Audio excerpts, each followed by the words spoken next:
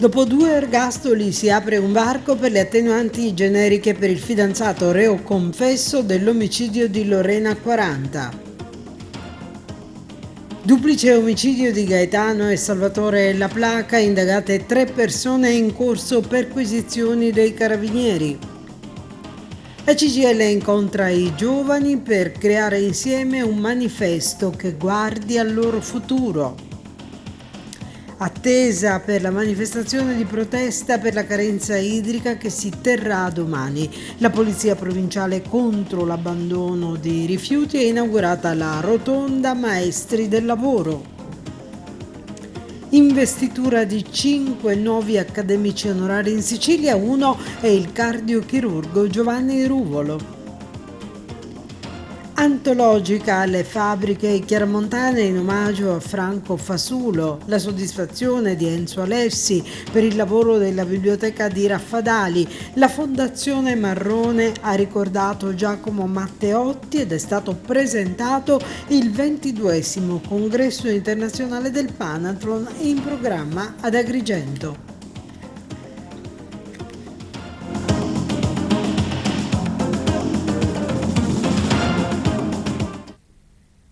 Un saluto dalla redazione di TV Notizie. In apertura la cronaca giudiziaria, perché la prima sezione della Cassazione ha disposto l'annullamento con rinvio limitatamente all'eventuale applicabilità delle attenuanti generiche della sentenza di condanna all'ergastolo nei confronti di Antonio De Pace, l'infermiere calabrese che il 31 di marzo del 2020 ha ucciso la fidanzata Lorena 40. De Pace è stato condannato in primo e secondo grado all'ergastolo. Il 32enne ha confessato l'omicidio di Lorena 40 e punta chiaramente alla revoca dell'ergastolo, uno spiraglio che era stato aperto dalla stessa Procura Generale quando nel giudizio di secondo grado aveva chiesto l'applicazione delle attenuanti generiche in favore dell'imputato. La difesa dell'imputato aveva sostenuto tra i motivi del ricorso anche l'infermità mentale del 32enne e in particolare la presenza nel De Pace di disturbo psicotico breve, vale a dire uno scompenso grave che insorge in un breve periodo di tempo in persone con una predisposizione psicopatologica in risposta ad un evento stressante.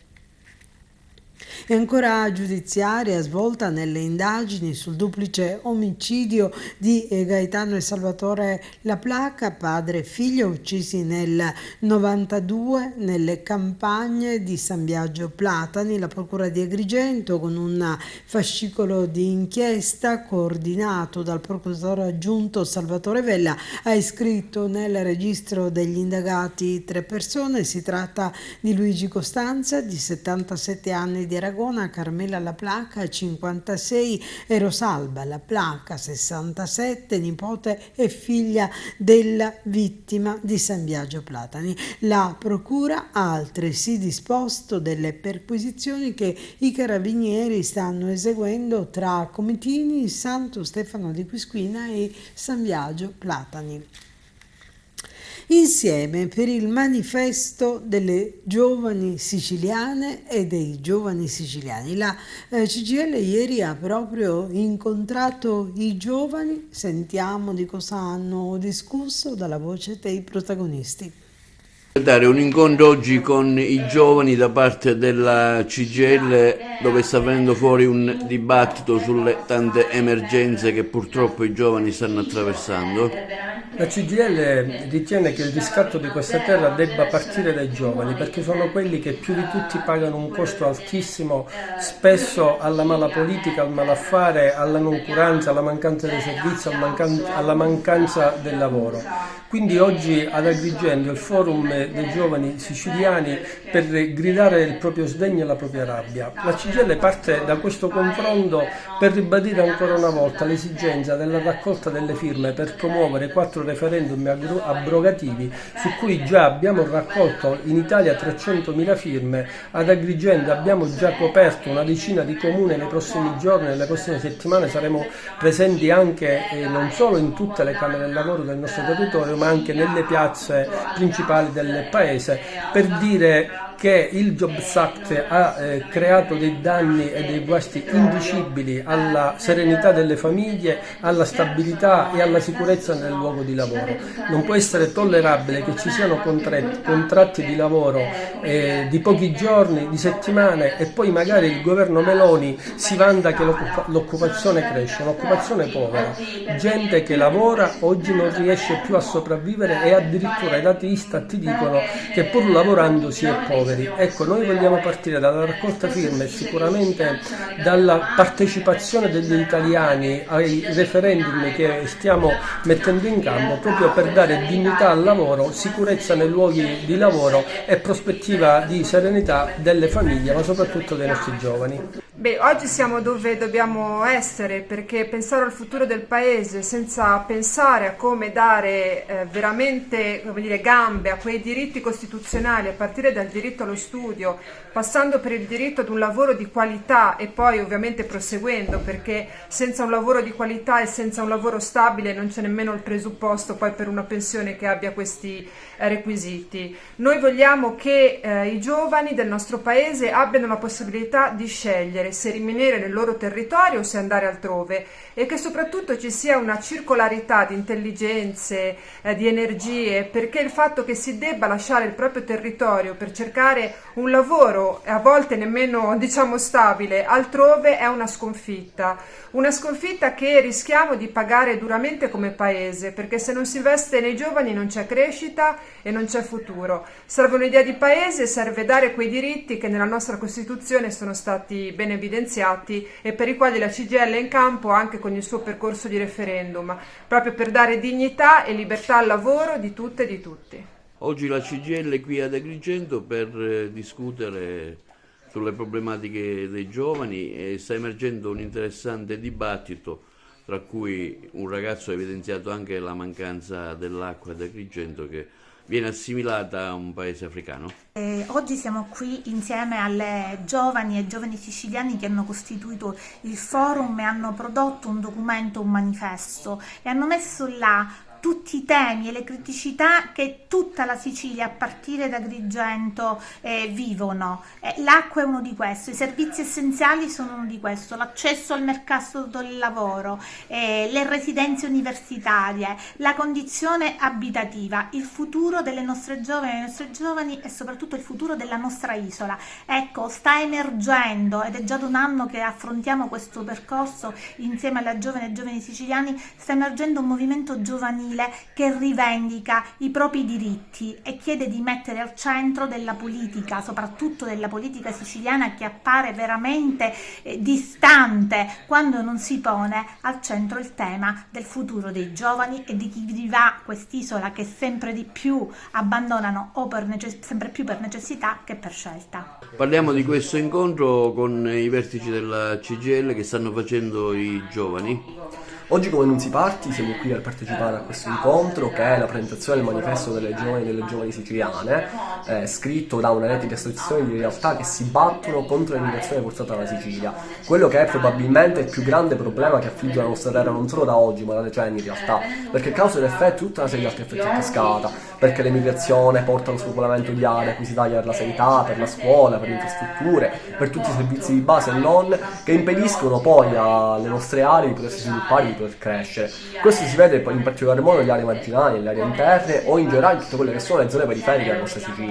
Penso alle province di Enna e Caltanissetta, penso all'Agrigentino, penso ai piccoli comuni alle Madonnino dei Nebrodi, aree che avrebbero tantissimo da offrire, avrebbero enormi ricchezze, potrebbero garantire grandi opportunità, ma invece si ritrovano ad avere un tasso di immigrazione che è devastante. In particolar modo io da Agrigentino, da giovani di Palma di Montechiaro, vedo che tutti i comuni del mio paese si stanno svuotando, ci sono il doppio, il triplo degli emigrati rispetto ai residenti, le opportunità lavorative sono pochissime e si tratta spesso di lavoro in nero, sfruttato, con orari impossibili e paghi la fame, e quindi di fatto per poter ricercare un'opportunità per costruirsi un futuro migliore molte persone sono costrette ad andarsene. Crediamo che questa non sia una condizione che si può continuare ad accettare, non si può abbassare la testa rispetto a quello che sta accadendo, ma anzi è necessario organizzarsi, è necessario lottare per rivendicarci la possibilità di vivere una vita dignitosa nel posto in cui siamo nati e cresciuti. Allora Carola, cosa sta emergendo da questo dibattito?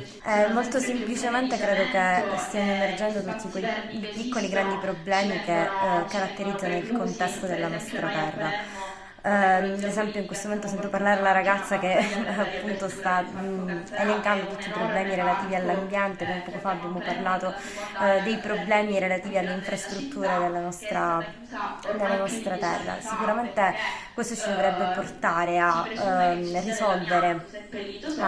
lavorare per risolvere questi problemi, che sembra che non abbiamo delle soluzioni, ma in realtà lavorandoci tutti insieme attraverso una buona elaborazione si potrebbe arrivare a almeno portare un piccolo margine di miglioramento. E c'è attesa per la manifestazione che vedrà domani, si pensa, tanti protestare per la carenza idrica ad Agrigento. Sarà una marcia di protesta, dicono gli organizzatori, con in testa il Alfonso Cartanilica di Satira Agrigentina, il cartello sociale, al cui seguito andranno tantissime associazioni, tra le quali Confcommercio, Confesercenti, CNA, Soturismo, Legambiente, Mare Amico, ma solo per citarne alcune, perché la lista è davvero lunghissima, e chiederanno pacificamente misure straordinarie ed interventi mirati perché siano intraprese iniziative concrete che possano fronteggiare la drammatica situazione che sta mettendo in ginocchio cittadini e imprese del turismo. L'appuntamento con concentramento è per domani alle 9:30 a Porta di Ponte. E continua l'azione repressiva della Polizia Provinciale contro l'abbandono dei rifiuti sulle strade del territorio dell'Agrigentino. Sono stati pizzicati in pochi giorni diversi incivili che, deferiti all'autorità giudiziaria, rischiano anche il sequestro del mezzo. In pochissimi giorni la Polizia Provinciale, dopo aver piazzato le telecamere, ha pizzicato numerosi incivili che con le loro autovetture conferivano rifiuti, anche pericolosi, sulle strade del territorio della provincia agrigentina. La nuova normativa ha di fatto trasformato la precedente violazione amministrativa in reato contravvenzionale, con possibilità, per l'autorità procedente, in relazione alle circostanze concrete, e con provvedimento motivato, anche al sequestro preventivo del mezzo finalizzato alla confisca. La Polizia Provinciale ricorda che chiunque abbandona o deposita rifiuti ovvero li immette nelle acque superficiali o sotterranee è punito con l'ammenda da 1.000 a 10.000 euro. La pena aumenta se l'abbandono riguarda rifiuti pericolosi. L'azione repressiva della Polizia Provinciale prosegue ininterrottamente, anche con l'uso di autocivetta, e con servizi di pattugliamento mirati aventi lo scopo di contrastare, in modo incisivo, il fenomeno dell'abbandono dei rifiuti ormai endemico per la provincia.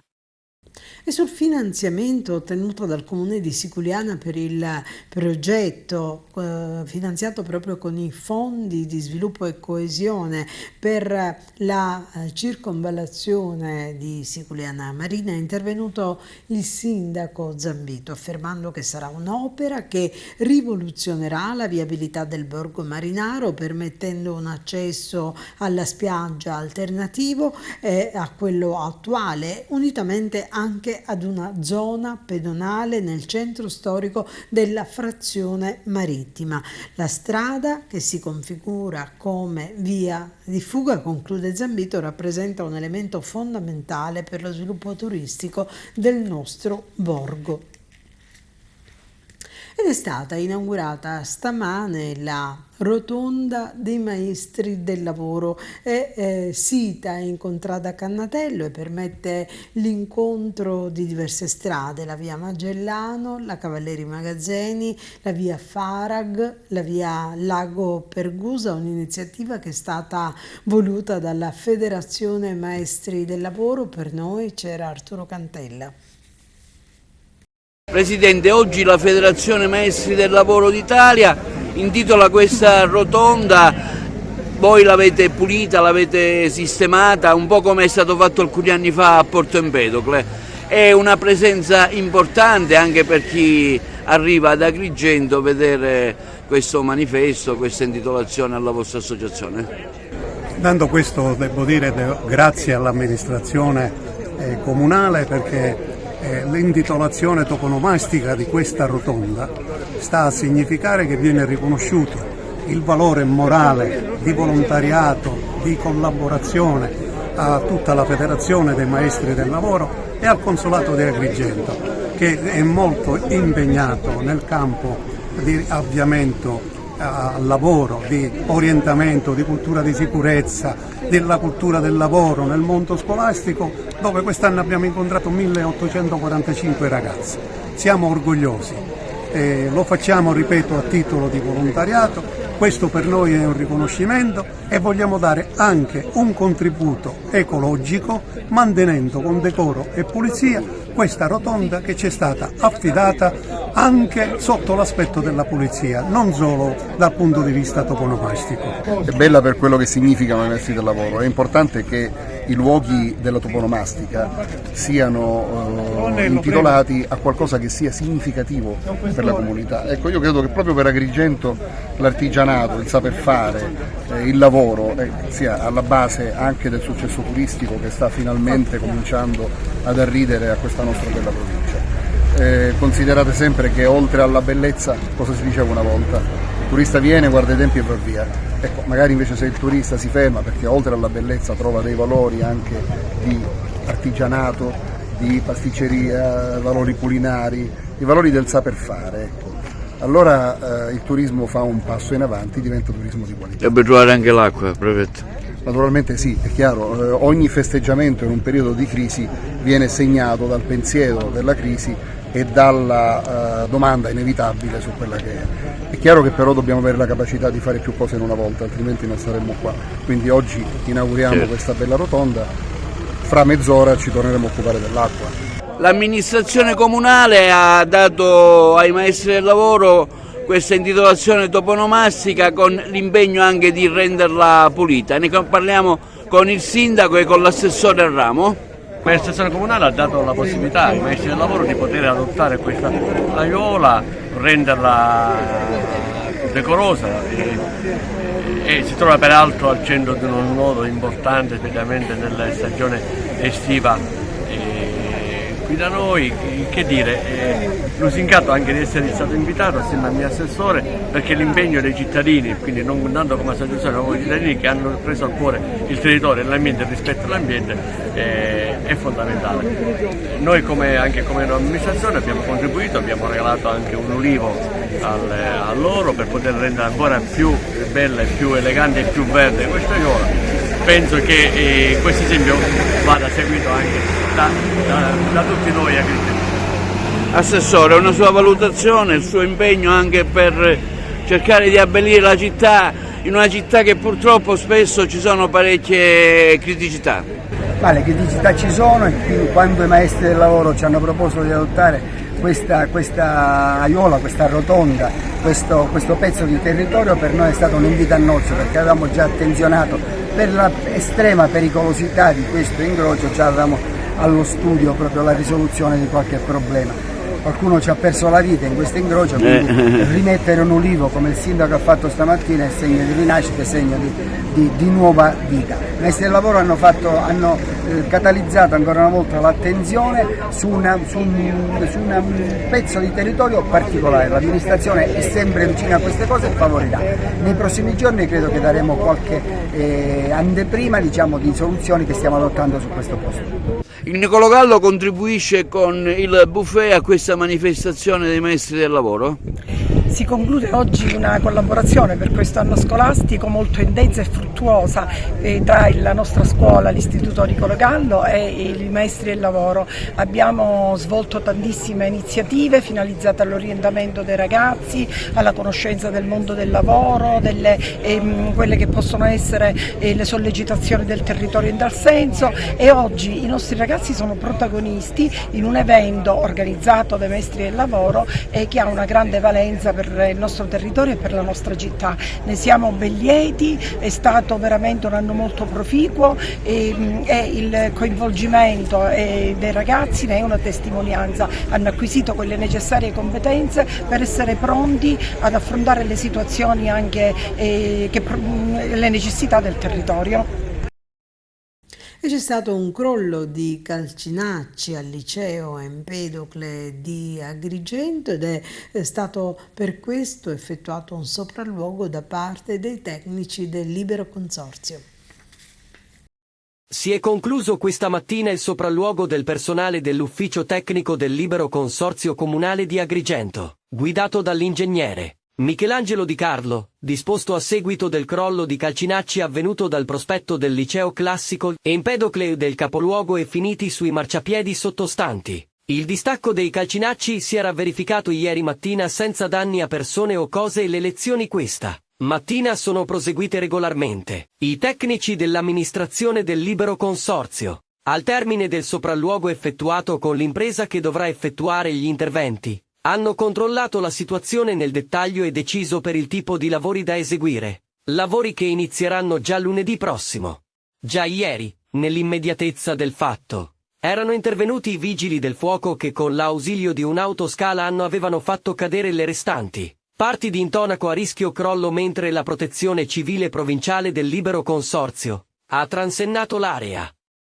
E adesso la cronaca: hanno rubato 2 televisori denaro, monili d'oro e prima di fuggire si sono introdotti nel garage dove era parcheggiata un'auto sportiva del valore di circa 20.000 euro che hanno portato via. È caduto a Menfi, a casa di un pensionato. Malviventi sarebbero penetrati all'interno dell'abitazione forzando un infisso e dopo avere rovistato ovunque hanno messo a segno il colpo. A fare la scoperta è stato il pensionato che non ha potuto far altro che denunciare ai carabinieri della locale stazione quanto accaduto e questi ultimi hanno avviato le indagini.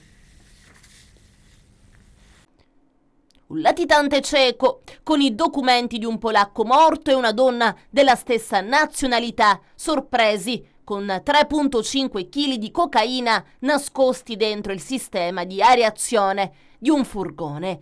I finanzieri del comando provinciale di Palermo hanno arrestato un 45enne ed una 48enne a bordo di un mezzo imbottito di stupefacente che avrebbe potuto fruttare circa 300.000 euro. L'intervento del nucleo di polizia economico-finanziaria è stato eseguito all'ingresso della città insieme a Elisir del gruppo Pronto Impiego. Il cane antidroga ha iniziato a ispezionare il furgone, abbaiando in corrispondenza del cofano. I militari hanno così smontato il condotto di areazione trovando 3 involucri avvolti in altrettante buste di cellophane, dentro cui c'era l'ingente partita di cocaina. L'uomo e la donna, alla luce di quanto emerso nel corso degli accertamenti, sono stati tratti in arresto in flagranza di reato e portati al Pagliarelli in attesa di nuove disposizioni da parte dell'autorità giudiziaria che poi ha convalidato l'arresto e disposto la misura cautelare della detenzione in carcere nei confronti del cittadino polacco, su cui poi è emerso altro. Le successive indagini sulle generalità fornite dal soggetto, spiegano così dal comando provinciale, consentivano di accertare la falsità dei documenti forniti dall'uomo, che in realtà è risultato essere un pericoloso latitante di nazionalità ceca, ricercato da 4 anni dalle autorità del suo paese, condannato a 13 anni in quanto a capo di una presunta organizzazione a carattere transnazionale operante tra la Repubblica Ceca e la Svizzera, dedita al traffico di stupefacenti. I documenti trovati addosso all'uomo sono risultati essere quelli di un cittadino polacco morto nel 2021, come poi confermato dal consolato. A seguito dei contatti intercorsi con il Servizio per la Cooperazione Internazionale di Polizia, incardinato presso il Ministero dell'Interno, i finanzieri hanno eseguito il mandato di arresto europeo nei confronti del narcotrafficante, segnalandolo inoltre in procura per i reati di sostituzione di persona, falsa attestazione di identità, possesso di documenti di identificazione del tutto falsi.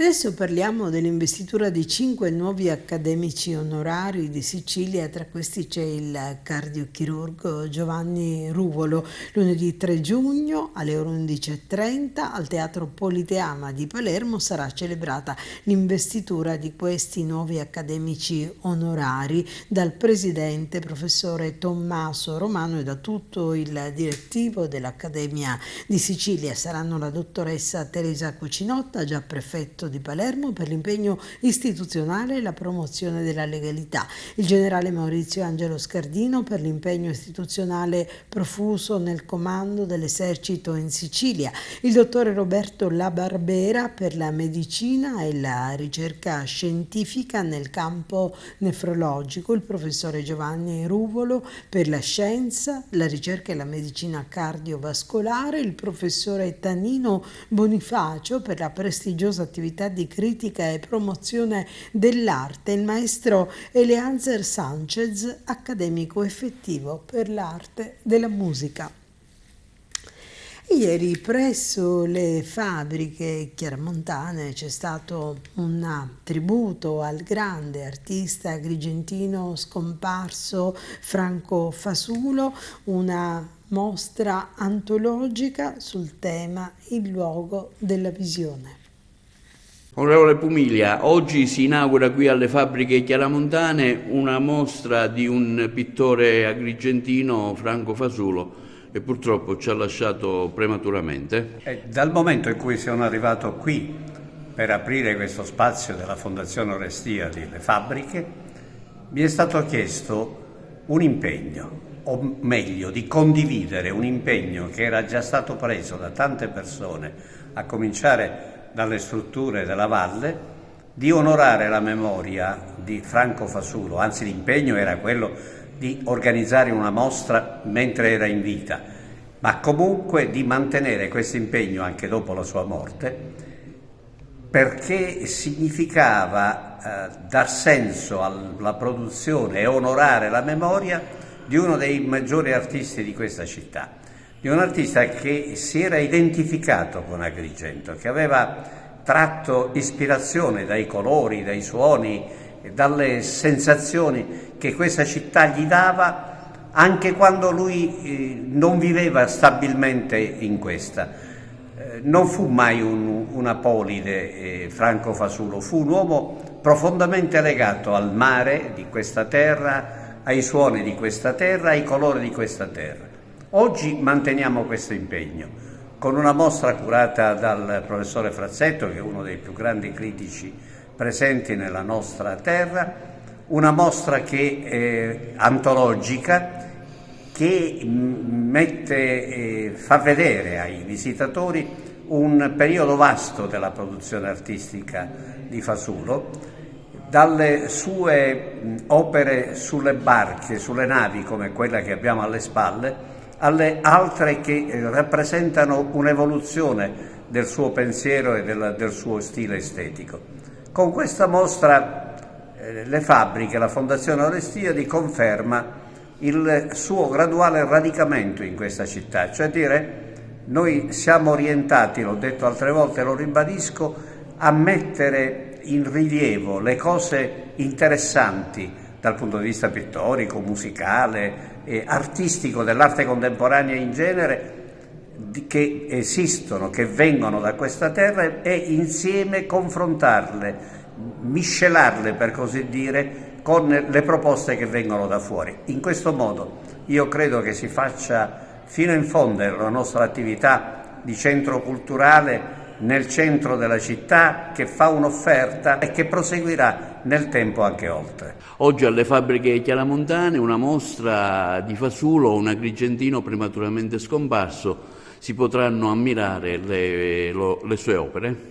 Un doveroso tributo alla memoria da parte di tutti gli agrigentini che si fanno vera e propria coscienza collettiva intorno ad un amico caro, Franco Fasulo, una persona stimata, ben voluta, un artista autentico della nostra città, che rappresenta orgogliosamente Agrigento con questa sua mostra antologica, che racconta tutto il percorso artistico e direi anche etico di Franco, dalle sculture con l'ulivo ai suoi racconti marini, alle sue ruggini, a tutti i paesaggi che lui riusciva a trasfigurare dandogli una compiutezza di senso e una natura onirica. È stato davvero un artista visionario, ma dentro questa visione ha saputo raccontare le tracce più profonde della Sicilia e di Agrigento, persino i suoi ossimori e le sue contraddizioni. Era doveroso che la città lo ricordasse in questo momento ed è bene che la Fondazione Restiadi all'interno delle fabbriche oggi gli possa tributare questo dono dopo la sua prematura scomparsa con una mostra che avrà una durata sino al 28 di luglio. Velocemente, altre iniziative in cantiere? Sono molte le iniziative che sto organizzando per l'estate, soprattutto usufruendo dei nostri spazi esterni. È iniziata una rassegna dei libri, le Fabbriche Fest, si è consumato già il primo appuntamento, ma sino al 21 di settembre giungeranno tanti autori importanti del panorama siciliano e nazionale. Ci saranno alcuni concerti, una piccola rappresentazione teatrale e altre manifestazioni che stiamo al momento elaborando. Sicuramente un'estate ricca che sigla il primo anno di vita delle fabbriche come un momento essenziale per la vita culturale di tutta la città e del centro storico. Ci fermiamo un attimo per gli spot, torniamo tra poco. La biblioteca di Raffadali, il cui presidente è Enzo Alessi, si conferma polo di diffusione ed educazione della cultura ed educazione alla lettura. Vediamo. La Biblioteca di Raffadali, il cui presidente è il letterato, storico e regista Enzo Alessi, si conferma mezzo di diffusione ed educazione alla cultura e alla lettura. Nei giorni scorsi, infatti, alcune scolaresche sono state condotte all'interno della stessa al fine di creare una relazione tra gli studenti ed i libri, fornire dunque loro informazioni e abituarli al ruolo fondamentale che hanno questi luoghi, nei quali potranno trovare risposte alle loro domande e approfondimenti su tutti gli argomenti. Soddisfazione è stata espressa per questo dal presidente Enzo Alessi, che ha dichiarato: ecco il ruolo che deve avere una biblioteca, avvicinare i giovani, offrire loro occasioni di maggiori conoscenze. Il consigliere di amministrazione Maria Bruno, con grande capacità pedagogica, dice: porta i giovani in biblioteca, li fa appassionare ai libri, alla lettura e con loro dialoga, collaborata dalla bibliotecaria Nada Morena, elemento prezioso per la funzionalità della biblioteca stessa. Come presidente conclude: sono orgoglioso di questi splendidi collaboratori e mi impegno a continuare gli incontri culturali. Il Comune di Favara e la Fondazione Culturale Calogero Marrone hanno ricordato oggi Giacomo Matteotti nella ricorrenza del centenario del suo assassinio. Il deputato del Parlamento italiano, nonché segretario nazionale del Partito Socialista Unitario, fu assassinato il 10 giugno 2024, a pochi giorni di distanza dal suo celebre discorso alla Camera dei Deputati per contestare i risultati delle elezioni, denunciando le violenze, le illegalità, gli abusi commessi dai fascisti per riuscire a vincere le elezioni. La cerimonia si è tenuta stamane a Favara, nella via cittadina dedicata a Giacomo Matteotti, dove è stata svelata una targa in ricordo del tragico evento, poi un corteo fino all'aula consiliare dove si è tenuto un incontro, presenti il sindaco Antonio Palumbo, il vicepresidente della Fondazione Culturale Calogero Marrone Rosario Manganella e la dirigente scolastica Gabriella Bruccoleri. E oggi presentazione alla stampa delle iniziative legate al 22esimo congresso internazionale del Panathlon, che è in programma ad Agrigento. Le immagini e le interviste. Conferenza stampa oggi del Panathlon Agrigento per annunciare delle importanti novità. Un convegno internazionale di tutti gli associati Panathlon si svolgerà qui ad Agrigento prossimamente, 14 e 15 giugno. Agrigento si appresta ad accogliere il Panathlon International perché è stata scelta come sede per l'organizzazione dell'assemblea elettiva del Panathon. Ricordo che il Panathon è un club service benemerito riconosciuto dal CONI e dal CIO, e quindi come per le Olimpiadi ogni 4 anni noi svolgiamo le nostre elezioni. Praticamente Agrigento è stata scelta per lo svolgimento non solo poi dell'assemblea elettiva, quindi in gran parte dei club, parliamo di 270 club suddivisi in tutti gli stati europei e del Sud America. I rappresentanti saranno qui ad Agrigento per eleggere il presidente. Oltre alle elezioni ci sarà un importante convegno sul mondo femminile, nel mondo dell'inclusione, del mondo delle donne, nel mondo dello sport, e quindi sarà una bellissima occasione per tutti e soprattutto per chi verrà ad Agrigento. Si parla di circa oltre 300 persone che arriveranno, come dicevo poco fa, da tutto il mondo, la possibilità di visitare Agrigento, e quindi anche per Agrigento sarà un motivo importante per promuovere il proprio territorio. È sicuramente una data importante questa del congresso internazionale che si svolge ad Agrigento, che vede appunto tutti gli associati del vostro club essere qui per l'assemblea elettiva, ma anche per discutere di importanti novità in campo sportivo. Sì, abbiamo una tavola rotonda, ci sarà la vicepresidente del CIO che interverrà in questa occasione durante la tavola rotonda. Il tema è l'inclusione del mondo femminile in ambito sportivo, e si parlerà anche di diversità, ma anche di disabilità e di inclusione nel mondo dello sport, e anche di atleti disabili che portano, anche loro portano in alto la nostra Italia. Quante persone pensate di accogliere? Ma penso che in atto le prenotazioni sono da tutto il mondo, soprattutto a parte l'Europa, ma soprattutto dal Nord America, dove noi siamo presenti in tutte le nazioni del Sud America, almeno 200-300 persone. Abbiamo visto in collegamento anche l'assessore regionale al turismo che supporta l'evento. Sì, che ringraziamo perché ci ha dato un contributo notevole per l'organizzazione di questo evento, e poco fa abbiamo avuto pure il saluto del presidente internazionale, che è lo svizzero Pier Zappelli. Oggi qui ad Agrigento per un momento sicuramente importante, 51esima Assemblea Generale Elettiva, 22esimo congresso internazionale, prevista anche una tavola rotonda, insomma tutti i soci del mondo del Panathon si riuniranno qui ad Agrigento. Oggi anche lei ha voluto essere presente alla conferenza stampa? Sì, è importante non solo la conferenza stampa, ma è proprio importante anche l'evento. Dal 13 al 15 di giugno ci sarà qui, come ha detto, come ha anticipato, la rappresentanza di tutti i club presenti in 4 continenti del Panathon International.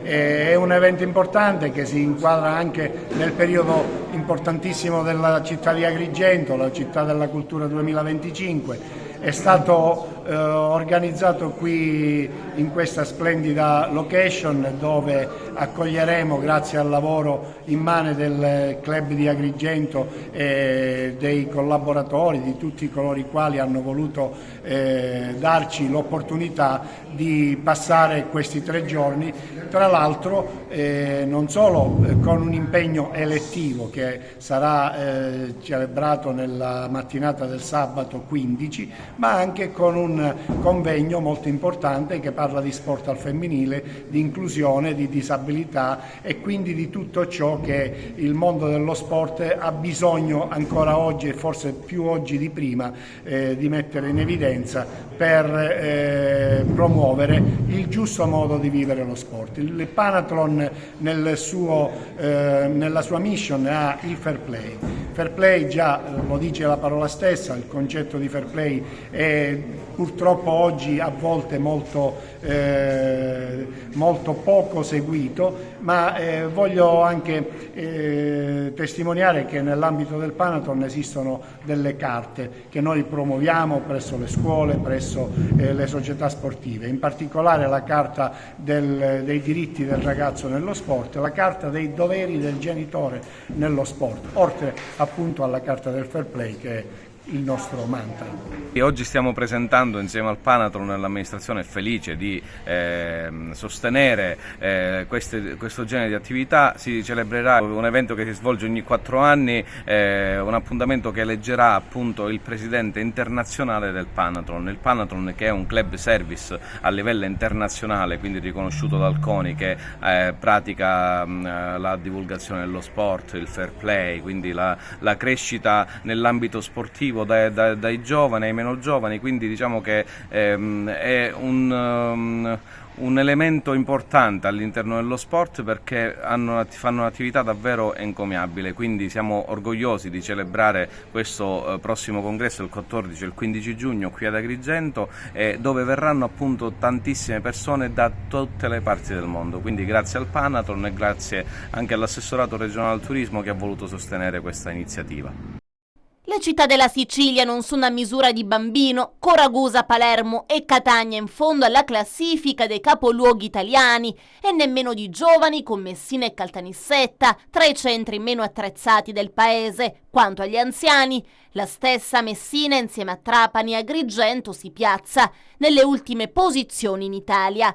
Sono i dati della quarta indagine sulla qualità della vita del Sole 24 Ore, illustrati nelle scorse ore al Festival dell'Economia di Trento. Dal documento emerge una situazione a tinte fosche, in particolare nel Mezzogiorno, che non brilla in nessuna fascia d'età. Secondo i tecnici, quasi sempre le province del sud si trovano in coda alla classifica, tendenza che conferma dinamiche oramai consolidate nella distribuzione del benessere territoriale in Italia. Parallelamente i dati mostrano una forte presenza delle province del nord in testa alla classifica, in particolare in 3 regioni: Trentino, Alto Adige, Lombardia e Veneto. Il paese insomma resta spaccato a metà, con il Mezzogiorno che fatica a mettersi al passo. L'indagine si basa su 12 parametri statistici in grado di raccontare il livello del benessere.